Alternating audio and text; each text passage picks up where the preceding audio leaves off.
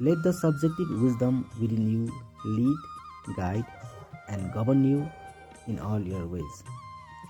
आफूभित्र विद्यमान रहेको विवेकलाई नै आफूलाई नेतृत्व गर्न, निर्देशित गर्न र शासित गर्नलाई छोडिदेऊ. Turn over your request to this indwelling presence, knowing in your heart and soul that it will dissipate the anxiety, heal the wound, and restore your soul to equanimity and tranquility. आफ्नो हृदय र आत्मालाई जानेर आफूभित्र विचरण गरिरहेको यो विवेकलाई अनुरोध गर र बुझ कि यसले नै तिमीभित्र रहेको एङ्जाइटी, चिन्तालाई निमित्यान्न पार्नेछ. हिल द वुन्ड, आफूभित्र रहेको घाउलाई निको बनाउनेछ र आफ्नो आत्माको शान्तपना र आनन्दलाई पुनर्स्थापित गर्नेछ.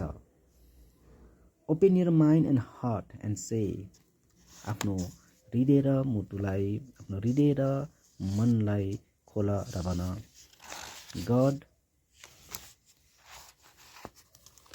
God is my pilot. भगवान नै मेरा सारथी हुन्, पाइलट हुन्. He leads me. परमात्माले नै मलाई निर्देशित गर्नुहुन्छ. He prosper me. He is my counselor. भगवानले नै मलाई समृद्धशाली बनाउनुहुन्छ.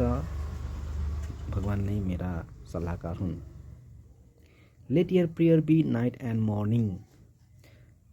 तिम्रो प्रार्थनालाई बिहानदेखि बेलुकासम्म निरन्तर जारी राख. I am a channel through his God's riches flow ceaselessly, copiously and freely.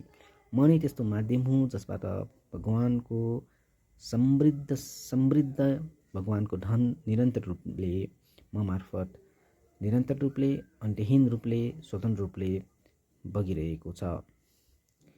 Write that prayer in your heart, inscribe it in your mind.